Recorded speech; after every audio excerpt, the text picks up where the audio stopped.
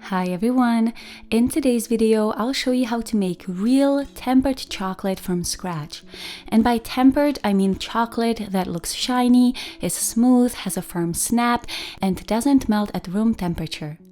The ingredients you will need are cacao butter, cacao powder, and a powdered sweetener. Let's talk about cacao butter first. You simply can't make real chocolate without cacao butter. Without cacao butter, chocolate wouldn't have its characteristic snap and melt in your mouth quality.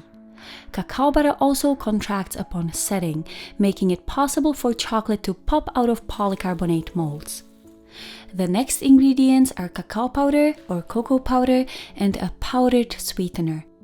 I'm using icing coconut sugar, which is 100% raw coconut sugar that has been powdered, but to be honest, it still has a little bit of grainy texture, which is a problem when making chocolate because chocolate is fat-based, so the sugar won't dissolve like it would in liquid.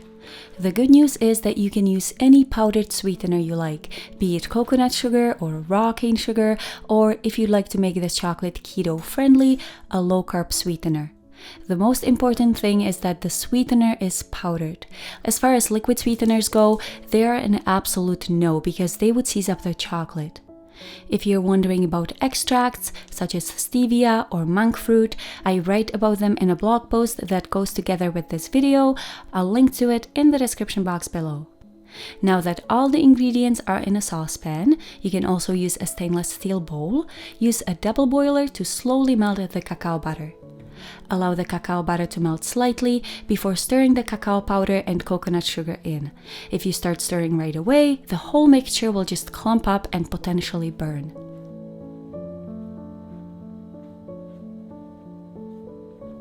Now, tempering chocolate involves 3 steps: heating the chocolate, cooling the chocolate down, and then heating the chocolate again. So first, heat the chocolate to 115 degrees Fahrenheit or 46 degrees Celsius. It's really important not to go above this temperature too much, so I would recommend heating the chocolate to about 107 degrees Fahrenheit, then taking the chocolate off the heat and continuing to stir until the temperature reaches 115 degrees Fahrenheit. The residual heat of the stainless steel saucepan will warm up the chocolate slower than the steam from the double boiler. I'm also being careful not to get the chocolate on the sides of the saucepan too much because if any of the chocolate is not stirred properly or doesn't reach the correct temperature, it will stay untempered and then show up in the tempered chocolate as streaks once the chocolate sets. When taking the chocolate off the heat, be careful not to get any water or steam into the chocolate. Even a tiny bit of water will cause the chocolate to seize. Once the chocolate has reached 115 degrees Fahrenheit, place the saucepan with the chocolate over an ice bath to immediately start cooling it down. You can also transfer the chocolate into a cool stainless steel bowl, but I like to use as few dishes as possible. Although I do have to say that with the ice bath, you have to be careful not to cool the chocolate too much. The temperature you want the chocolate to get to is 81 degrees Fahrenheit or 27 degrees Celsius. If you go lower than that, the chocolate will go out of temper and you will have to start the tempering process all over again. The final step involves reheating the chocolate to 88 degrees Fahrenheit or 31 degrees Celsius. You can do that over the double boiler again, or what I do is use the Vitamix because, as I already mentioned, the coconut sugar wasn't completely powdered and the Vitamix will help with that. Of course, a stone grinder, which is what professionals use, would be ideal, but I don't have one. I also find that heating the chocolate in the Vitamix is a little bit more controlled than heating it over the double boiler. However, if you decide to use the Vitamix to reheat the chocolate, make sure you don't cool the chocolate all the way down to 81 degrees Fahrenheit or 27 degrees Celsius before transferring it to the blender, because the temperature of the chocolate will drop while transferring it. In my experience, it takes about 60 seconds on speed 3 in the 64-ounce tall Vitamix container to get this amount of chocolate from 81 degrees Fahrenheit or 27 degrees Celsius to 88 degrees Fahrenheit or 31 degrees Celsius. Of course, the time will vary depending on the temperature of your house, how much chocolate you're tempering, the recipe you're using, so I would recommend checking the temperature every 30 seconds using a relatively low blending speed.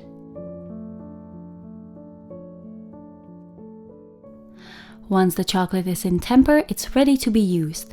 I have a professional polycarbonate mold here, but if you're just starting out, you can also use a silicone mold. Polycarbonate molds can be tricky in that if the chocolate is not tempered properly, it won't release from the mold. Tempered chocolate contracts when it sets, untempered chocolate does not.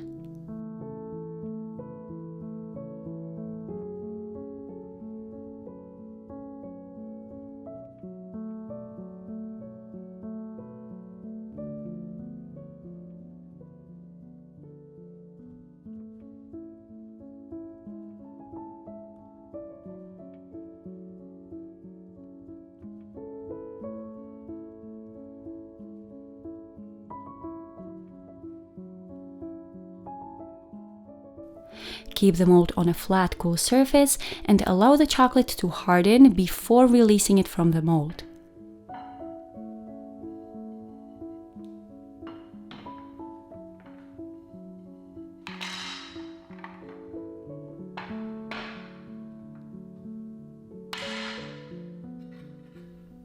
And that's it.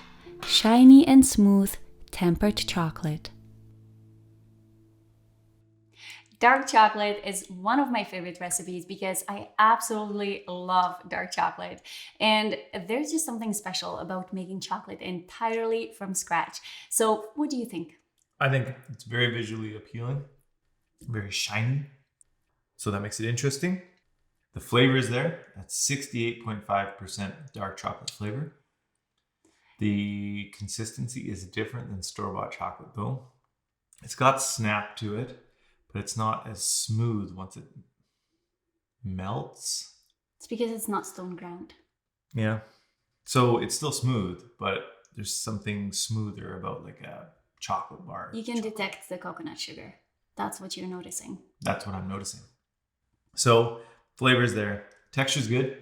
Lots of snap. Really shiny. You're going to like it. Alright, so I hope you enjoyed this video. If you did, please give me a thumbs up, comment below, subscribe to my channel, and I'll see you next time.